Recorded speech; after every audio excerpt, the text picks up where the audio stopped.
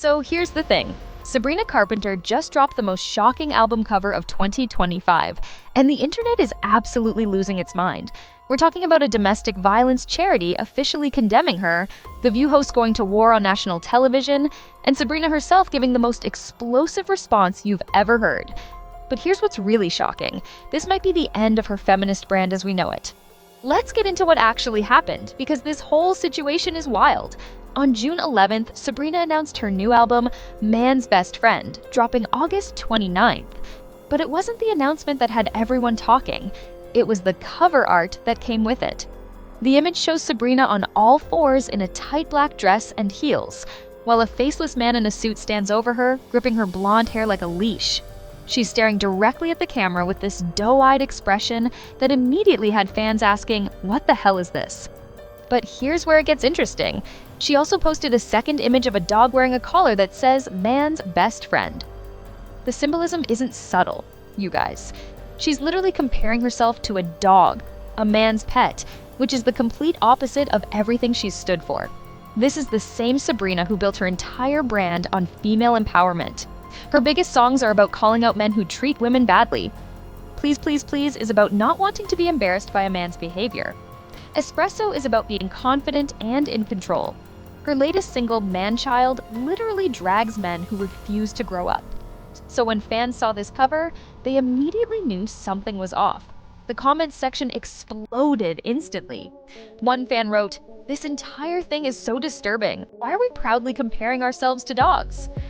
Another said, "Love Sabrina, but this picture, why isn't it in there like that? It's not a very empowering image for women." What made it worse was the timing. This comes after Sabrina spent an entire year being praised as pop's new feminist icon. She won 2 Grammys, sold out arenas worldwide, and became the voice of confident women everywhere. Now she's literally on her knees for a faceless man. But if you thought the album cover was controversial, what happened next was absolutely explosive. Just one day after the backlash started, Rolling Stone dropped their July cover story, and Sabrina is completely nude on it. We're talking wearing nothing but white lace thigh-high socks, you guys. She's kneeling on the ground with her Rapunzel-length hair strategically covering her body. The timing couldn't have been more perfect for maximum controversy. The photo shoot has this whole fairy tale aesthetic. There's shots of her in the woods with deer, lying in fields with baby goats, all while barely clothed. It's giving very much innocent fantasy vibes, which is exactly the opposite energy from the submissive album cover. But here's what you might not know. This Rolling Stone feature was planned months in advance. Sources tell us that Sabrina knew exactly what she was doing with this timing. She wanted maximum shock value, and she got it. The magazine described her as embracing horned-up gal persona, and the photos definitely deliver on that promise. But when you put this nude photo shoot right next to the album cover drama, it created this perfect storm of controversy that had everyone talking. Social media went absolutely insane. Fans who were already upset about the album cover now had to process seeing their feminist icon completely nude in a major publication. Some called it empowering, others called it desperate for attention. But everyone was talking about it, which is exactly what Sabrina wanted. The most devastating part? This was supposed to be her victory lap. She's coming off 2 Grammy wins, record-breaking chart success, and a sold-out world tour. Instead, she's now fighting for her reputation. This is where things got really wild, you guys. When I say everyone had an opinion about this, I mean literally everyone from domestic violence charities to daytime TV hosts were weighing in. First, Glasgow Women's Aid, that's a charity that helps domestic violence survivors, posted an official statement on Facebook that absolutely destroyed Sabrina. They wrote, "Sabrina Carpenter's new album cover isn't edgy, it's regressive. Picturing herself on all fours with a man pulling her hair and calling it man's best friend isn't subversion. It's a throwback to tired tropes that reduce women to pets, props, and possessions, and promote an element of violence and control." But it gets worse. They continued, "We fought too hard for this. Sabrina is pandering to the male gaze and promoting misogynistic stereotypes, which is ironic given the majority of her fans are young women. When a domestic violence charity feels compelled to speak out against your album cover, you know you've crossed a line. These are people who work with abuse survivors every day, and they're saying Sabrina's imagery could be harmful. Then The View got involved, and it was chaos. The hosts were completely divided. Alyssa Farah Griffin came out swinging in Sabrina's defense, saying, "Oh, boohoo, it sounds like the 90s to complain about an album cover. If you listen to her music, she's a feminist. It's all about women's empowerment." But here's what's really interesting. Even some of Sabrina's biggest fans were turning on her. The comments on her Instagram post were brutal. Is this not just appealing to the male gaze? Insanely misogynistic imagery, one wrote. Another said, "Absolutely not. We fight for feminism and women's rights only for you to call us dogs and man's best friend?" What you might not realize is that this created a full-blown feminist civil war online. Liberal feminists were defending Sabrina's right to express her sexuality however she wants. But radical feminists were calling her out for what they saw as internalized misogyny. Domestic violence survivor commented, "As a DV survivor, I find it uncomfortable and I'd rather see her empowered than like that." When your own fans who've experienced abuse are telling you the imagery is triggering, that's a problem. But the most devastating reaction? Fans started comparing the cover to Spinal Tap's fictional Smell the Glove album. You know, the one from the movie that was so sexist it got banned. That comparison went viral, and not in a good way. The discourse got so intense that people were analyzing every detail. Why was the man faceless? Why couldn't we see his expression while Sabrina's vulnerability was on full display? Why did she choose this particular power dynamic when her songs are about rejecting exactly this kind of treatment? This is where the controversy gets really deep, because we need to talk about the elephant in the room, the male gaze accusations that are destroying Sabrina's feminist credibility. Here's the thing that's got everyone confused. Sabrina's latest single is literally called Man-Child. It's about men who refuse to grow up and treat women badly. The lyrics are savage. She's basically calling out every immature guy who's ever wasted her time. It hit #1 on Spotify in 48 hours because women related to it so hard. But then she drops this album cover where she's literally in the most submissive position possible, looking like she's begging for a man's attention. Fans immediately called out the contradiction.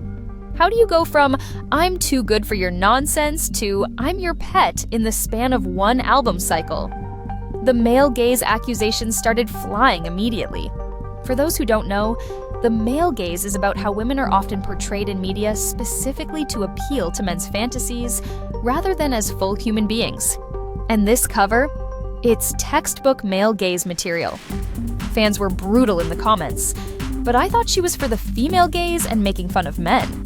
What made it worse was that some people tried to defend it as satire. They claimed Sabrina was making some kind of intellectual commentary about how society views women. But here's the problem with that defense.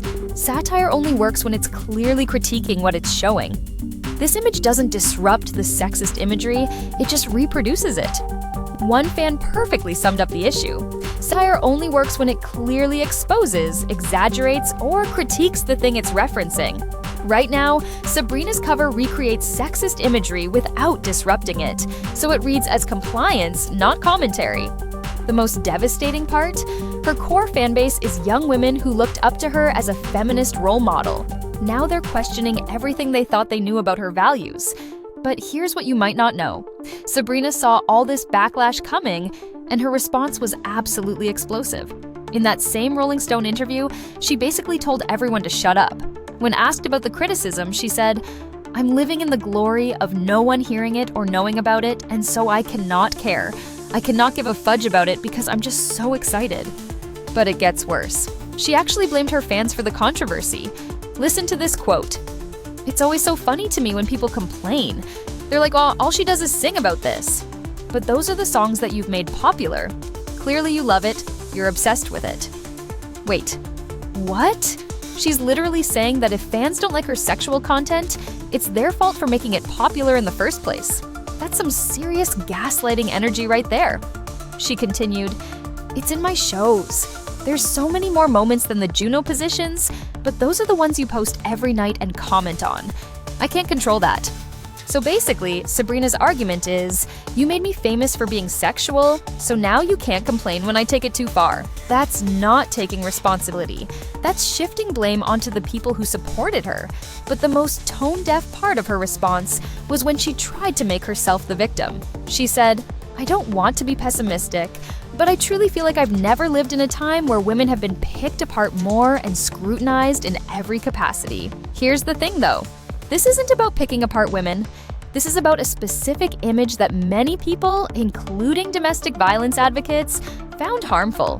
When you dismiss legitimate concerns as just picking apart women, you're shutting down important conversations.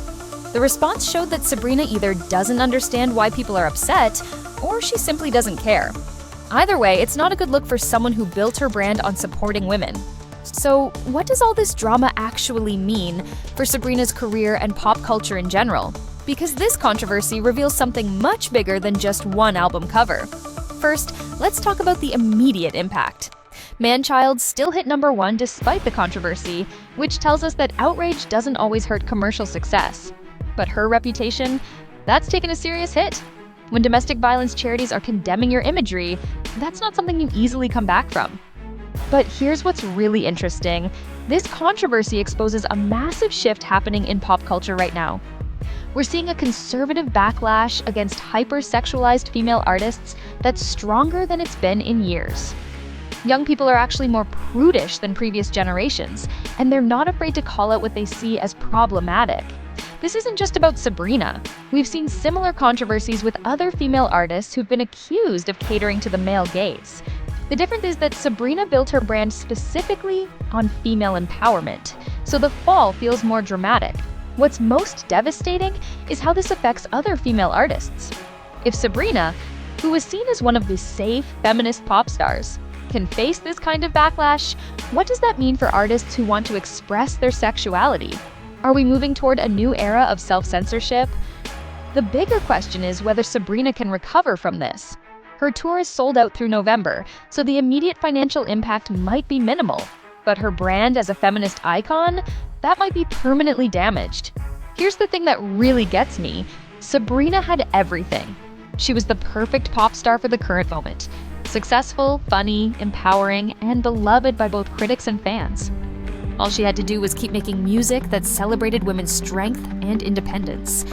Instead, she chose to create imagery that many people see as degrading to women. Whether you think the criticism is fair or not, the damage is done. Sabrina Carpenter went from feminist icon to controversial figure in the span of one album announcement. And based on her defiant response, she's not planning to apologize anytime soon. So there you have it. What started as a simple album announcement has ended with massive outrage. Charities condemning her, fans abandoning her feminist brand, and Sabrina herself telling everyone she doesn't give a damn about the backlash. But this isn't over yet. With the album dropping in August and her tour continuing through the fall, we'll see if this controversy helps or destroys her career. So, what do you think? Is Sabrina's album cover artistic expression or a betrayal of her feminist values? Are her critics being too harsh, or is this exactly the kind of imagery we should be calling out in 2025? Drop your thoughts in the comments below. If this breakdown helped you understand the Sabrina Carpenter controversy, hit that like button and subscribe for more celebrity drama breakdowns. Click that notification bell so you never miss our latest videos. Thanks for watching, and I'll see you in the next one.